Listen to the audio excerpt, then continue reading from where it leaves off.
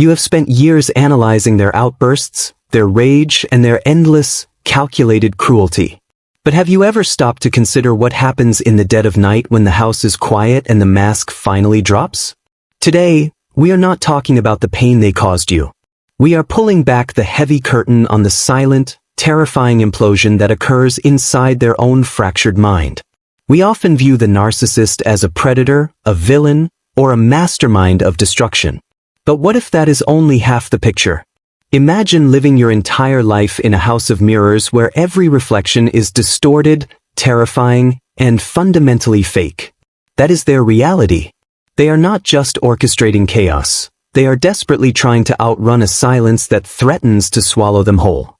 Think about the person who needs constant applause just to feel like they exist. When the lights go down and the audience leaves, what remains? It isn't peace. It is a hollowed-out cavern where a person should be. They don't have the internal architecture to hold themselves together without external validation. They are essentially a walking facade that is always on the verge of collapsing inward. You likely felt that you were the one losing your mind during the relationship, but the truth is far darker. You were just a mirror for their own instability.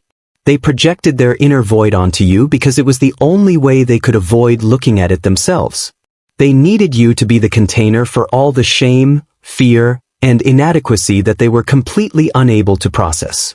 This isn't about excusing their behavior or feeling sorry for their choices. This is about understanding the mechanics of a life built on sand. We are looking at why the narcissist eventually becomes a prisoner of their own making. When the control, the manipulation, and the grandiosity fail, there is nowhere left to run. They are stuck in a cell built from their own desperate defenses. Imagine a life where you cannot be alone for more than 5 minutes because your own thoughts are the enemy. Most people find comfort in solitude, but for the narcissist, solitude is a death sentence. It forces an encounter with the self they buried long ago. They fear their own company more than any outside critic. That is a form of suffering that is difficult for us to fully imagine. You've noticed the patterns, the sudden mood swings, the irrational anger, the desperate need to win. You thought these were attacks against you, and in a way they were. But at their core, they were frantic attempts to shore up a crumbling foundation. Every time they lashed out, they were really just trying to keep the walls of their prison from caving in on them. They were fighting for air. When you start to view them through this lens, the fear begins to fade, replaced by a strange, cold clarity. You realize they aren't the giant you thought they were.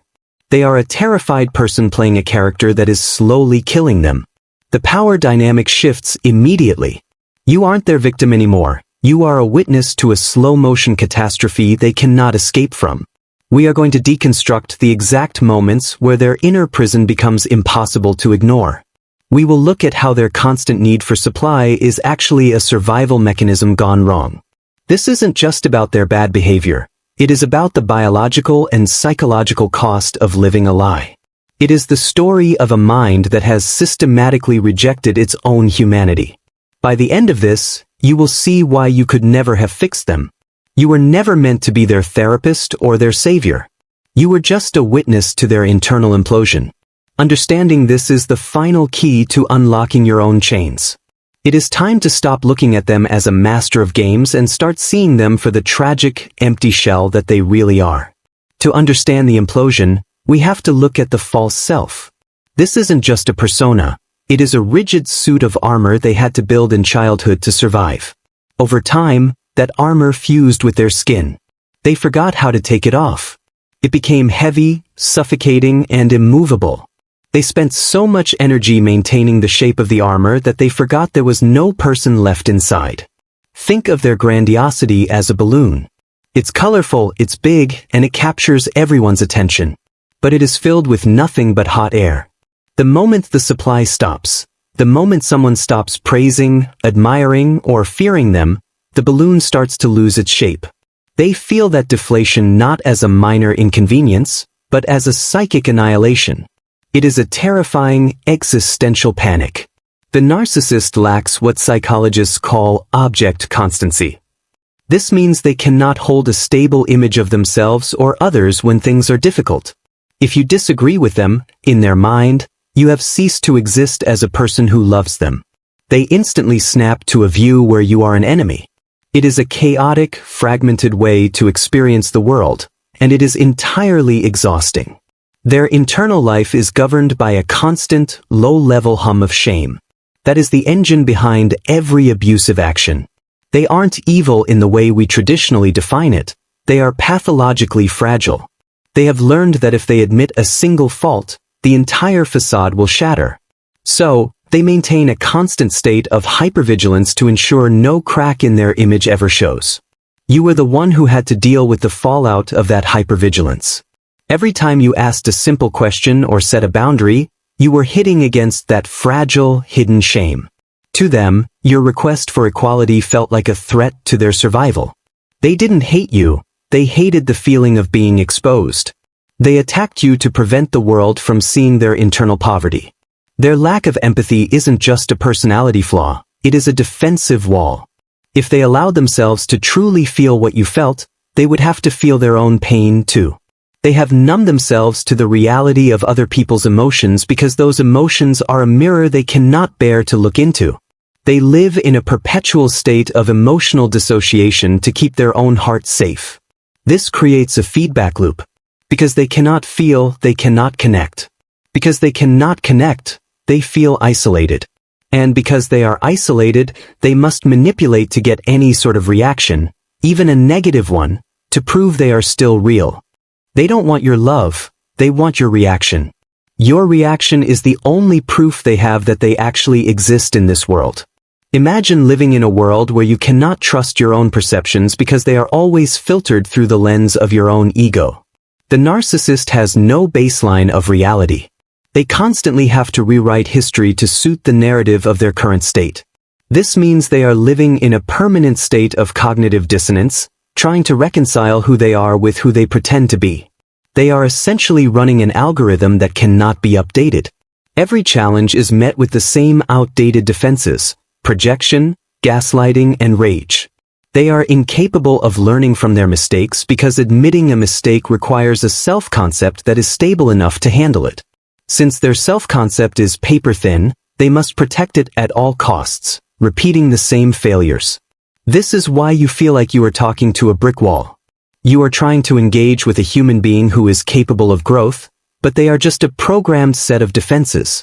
You are looking for a soul, and they are looking for a mirror. There is no meeting point because they have effectively locked the door to their own interiority. They are trapped, and they don't even know it. Then comes the inevitable moment where the world stops cooperating. It could be a loss of status, a career failure, or you finally standing your ground. The mask begins to slip, and the carefully curated reality starts to splinter. This is the moment of panic. The narcissist isn't worried about the external problem. They are terrified of the internal void that is suddenly gaping wide open. You can see it in their eyes when it happens. The cold, calculated mask dissolves, and for a split second, you catch a glimpse of the sheer, unadulterated terror beneath. They realize that the game is up. They aren't the puppet master anymore. They are just a person who has run out of moves. They look around, frantic, searching for something, anything, to latch onto to restore the balance. This is when the silent implosion begins in earnest. They stop trying to charm and start trying to destroy. The destruction is a desperate attempt to reset the playing field, to put you back in your place so they can feel big again. They aren't trying to win an argument. They are trying to silence the terrifying quiet that is creeping into their own mind. They are screaming into the dark. Notice how their movements become erratic. The way they pace, the way they obsess over small, irrelevant details. It is the behavior of a caged animal that knows the bars are closing in. They aren't focusing on the big picture because the big picture is where they lose. They focus on the minutiae, trying to control something, anything, to stave off the encroaching sense of total powerlessness. The shift in power is palpable. You are standing there, feeling the weight of their projections, but you are no longer absorbing them. You are watching them unravel. It is almost cinematic, the way they try to escalate the conflict to keep you distracted from the fact that they have absolutely nothing left to offer. They are putting on a show, but the theater is empty and the lights are dying. They try to gaslight you one last time, but the effort is sloppy. The words are there, but the conviction is gone. They are reading from a script that doesn't fit the scene anymore. You watch them stumble over their own lies, and for the first time, you don't feel anger. You feel a strange, hollow sadness. You realize they are not a monster. They are just a man or woman who is deeply, profoundly lost. This is the psychological turning point for you. You realize that you cannot fix them because they are not broken in the traditional sense. They are built this way. Their entire existence is a defense mechanism against their own reality. You can't heal a person who refuses to acknowledge that they are even sick. You finally see the futility of it all. The struggle ends right there in that realization. They continue to thrash, looking for a way to restore their ego, but you have stepped out of the mirror. You are no longer reflecting their brilliance or their power back to them. You are just standing there whole and separate. The silence from you is louder than any of their shouts. It is the sound of the prison walls closing in on them, and they hate you for witnessing their inevitable decay. You can almost see the gears grinding to a halt in their brain. They try to find a new target, a new source of supply, but the frantic energy has drained them. They are exhausted. The implosion is quiet now. It is a slow, steady decline into a state of total, inescapable emptiness. They have nowhere left to hide because they have run out of people to consume, and the void is all that remains. And just like that, the power dynamic shifts permanently. You are the one with the autonomy, and they are the one confined by their own mental architecture. The dramatic fight is over. There is no grand victory, no dramatic standoff. Just a realization that they have been defeated by their own refusal to live in truth. They are a ghost haunting their own life, and you are finally walking away. Now, look at what happens in the aftermath. The outside world starts to see the cracks. People stop buying the story. The narcissist, unable to adapt, reacts with even more vitriol, which only accelerates their isolation. They are creating a vacuum around themselves, cutting off any remaining allies because they cannot tolerate the slightest challenge to their crumbling, fragile narrative. This is the consequence of a life built on control. When you lose control, you lose everything. They find themselves in a prison of their own design, surrounded by walls they built brick by brick. Every bridge they burned is now a barrier between them and the support they desperately need. They are completely, utterly alone, with nothing but their own reflections to keep them company. The silence is the worst part. In the quiet, the things they spent their life running from catch up. The shame they denied, the pain they inflicted, the opportunities they squandered, it all waits for them in the dark. They don't have the emotional tools to process any of it. So, they sit there, paralyzed by the weight of a life that feels like it belonged to someone else entirely. You see them attempt to reinvent themselves, to find new supply, to start over. But they are older now, more bitter, and the cracks are deeper. The cycle repeats, but with less success. The world is getting wise to their tactics. They are becoming a caricature of their former self, a parody of the strength they once projected. It is a slow, painful rot that everyone can see but them.